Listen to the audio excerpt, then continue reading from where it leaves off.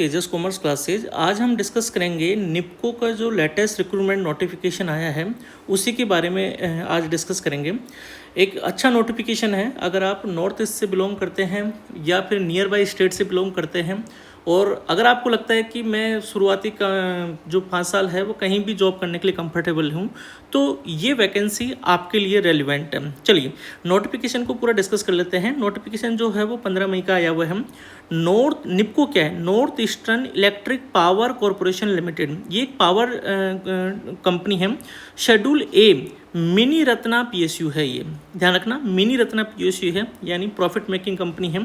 ठीक है। सबसे बड़ी बात जो है वो है Holi own subsidiary of NTPC. ये एनटीपीसी की सब्सिडरी कंपनी है। ठीक है।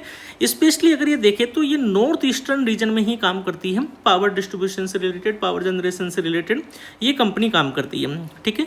कंपनी खुद कह रही है कि लार्जेस्ट हाइड्रो पावर प्लांट है इन कंपनी का नॉर्थ ईस्टर्न रीजन में। चलिए, ये तो कंपनी का ब्रीफ एक छोटा सा आपको इंट्रोडक्शन हुआ कि कंपनी करती क्या है। अब बात करते हैं पोस्ट की। पोस्ट का नाम है एग्जीक्यूटिव ट्रेनी फाइनेंस। पोस्ट की जो स्केल है वो है E2 स्केल। आपका जो सैलरी स्केल रहेगा वो रहेगा 50,000 -3% आपका एनुअल इंक्रीमेंट रहेगा। बेसिक सैलरी 50,000, 3% आपका एनुअल इंक्रीमेंट रहेगा। टोटल वैकेंसी की बात करें तो टोटल वैकेंसी 8 है, जिसमें जनरल कैटेगरी की 7 है और ST कैटेगरी की 1 पोस्ट है। ठीक है, यानी जनरल में अच्छी खासी वैकेंसी है। अगर मैं एज की बात करूँ तो एज 1 जनवरी 2025 के दिन आप UR कैटेगरी से अगर बिलोंग करते हैं तो मैक्सिमम एज 30 ईयर्स तक कैंडिडेट अप्लाई कर सकते हैं, और ST में 35 ईयर्स तक के कैंडिडेट अप्लाई कर सकते हैं। ठीक है। तो 7 वैकेंसी आपकी जनरल में हो गई और 1 वैकेंसी ST कैटेगरी में हो गई। क्वालिफिकेशन की बात करें तो एग्जीक्यूटिव ट्रेनिंग फाइनेंस के लिए आपका CA या CMA का जो फाइनल एग्जाम है वो आपका पास होना जरूरी है। उसके साथ ही आपका मेंबरशिप सर्टिफिकेट भी आपके पास में होना चाहिए, यानी आपकी GMCS ट्रेनिंग वगैरह जो अपनी नेसेसरी जो ट्रेनिंग होती है वो कंप्लीट करने के बाद में जो मेंबरशिप सर्टिफिकेट आपको जो लेना होता है वो आपके पास में होना चाहिए। चलिए, कंपनसेशन पैकेज की बात करूँ तो सेलेक्टेड कैंडिडेट को जो आपको शुरुआती इनिशियल जो सैलरी मिलेगी 50,000 बेसिक मिलेगा। DA की रेट जो भी अभी एप्लीकेबल होगी, जैसे अभी चल रही है 52% के आसपास वो चलेगी। HRA मिलेगा आपको सिटी के अनुसार। इसके अलावा कैफेटेरिया अलाउंस मिलेगा आपको बेसिक पे का 35%, जो कि PSU कंपनीज में मिलता है। ठीक है। इसके अलावा लोकेशन बेस्ड अलाउंस मिलेगा आपको 10% ऑफ बेसिक पे। इसके अलावा 12% बेसिक पे और मिलेगा, प्रोविडेंट फंड कंट्रीब्यूशन मिलेगा। ठीक है। और आपको PRP भी मिलेगा। सबसे इंपॉर्टेंट चीज़ है परफॉर्मेंस रिलेटेड पे। ये PRP होता है कि जब कंपनी प्रॉफिट अर्न करती है तो उसका एक सर्टेन परसेंटेज जो होता है वो सभी एम्प्लॉयज़ को अपनी स्केल के अकॉर्डिंगली जो है वो डिस्ट्रीब्यूट किया जाता है। ठीक है।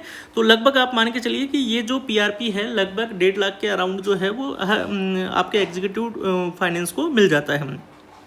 इसके अलावा ग्रेजुएटी का फायदा है, लीव का, मेडिकल फैसिलिटी आपको मिलेगी। ठीक है। यूनिफॉर्म अलाउंस आपको मिलेगा, फर्नीचर का रिएम्बर्समेंट आपको मिलेगा। और यहाँ पर बता दिया कि टोटल मिनिमम जो आपकी सैलरी रहेगी वो 1 लाख अराउंड रहेगी। ठीक है। इसके बाद उन्होंने क्लियर कर दिया कि आपको शुरुआती 1 ईयर की ट्रेनिंग पे रखा जाएगा। 1 साल की ट्रेनिंग कंप्लीट होने के बाद में आपको E3 ग्रेड पे पोस्ट कर दिया जाएगा, यानी 1 साल बाद में आप E3 स्केल में आ जाओगे। तो बेसिकली इसको E2 ना मानकर E3 की ही स्केल मानिए, आपके लिए अच्छी वैकेंसी है। और आपको कंपनी में जब जॉब ज्वाइन करोगे तो आपको एक non transferable service agreement surety bond आपको साइन करना होगा 2.5 लाख रुपए का, 2,50,000 कम।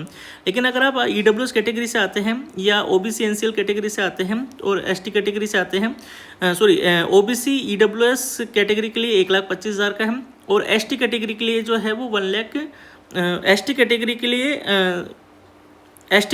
लिए जो है वो 1,25,000 का है। ठीक है। मतलब इसमें ST कैटेगरी भी आपकी कवर्ड हो गई है। 1,25,000 जो है वो ST कैटेगरी के लिए भी है।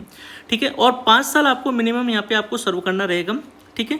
इसके बाद इन्होंने बताया कि सिलेक्शन प्रोसेस में रिटर्न एग्जाम नहीं होगा, सिर्फ हम इंटरव्यू बेसिस पे ही कैंडिडेट को शॉर्टलिस्ट करेंगे। और जो कैंडिडेट को शॉर्टलिस्ट करेंगे वो CA के मार्क्स के बेसिस पे शॉर्टलिस्ट करेंगे। CA या CMA में जो आपका स्कोर आया है उसी की बेसिस पे आपकी शॉर्टलिस्टिंग होगी। ठीक है। इंटरव्यू में आपसे जनरल नॉलेज से रिलेटेड क्वेश्चन पूछा जाएगा, extra curricular activities, professional specific knowledge, अपनी जो कॉमर्स से रिलेटेड जो प्रोफेशन से रिलेटेड जो है वो आपसे पूछा जाएगा, फाइनेंस से रिलेटेड, कॉस्टिंग से रिलेटेड। इससे आप निपको की वेबसाइट पे जाकर nipco.co.in पे जाकर ये फॉर्म फिल कर सकते हैं। जनरल EWS OBC कैटेगरी के लिए 560 रुपये का फॉर्म फीस है, ठीक है। उसके अलावा SC ST कैटेगरी को कोई भी जो है वो फॉर्म फी पे करने की ज़रूरत नहीं है, और फीमेल कैंडिडेट को भी कोई भी फॉर्म फी पे करने की ज़रूरत नहीं है। फॉर्म फिल करने की जो स्टार्टिंग डेट है 15 मई से हो चुकी है और लास्ट डेट है 4 जून, ठीक है। तो ये बस एक छोटा सा नोटिफिकेशन था जो आपके लिए नॉलेज में लाना ज़रूरी था। अगर आप रिसेंटली चार्टर्ड अकाउंटेंट बने हैं, पोस्ट मैनेजमेंट अकाउंट क्वालिफाई किया है और आपके अच्छे मार्क्स आ रहे हैं एग्रीगेट में CA इंटर फाउंडेशन इंटर और फाइनल, तो आपके लिए बहुत ही अच्छी वैकेंसी है, ठीक है। Okay, good luck.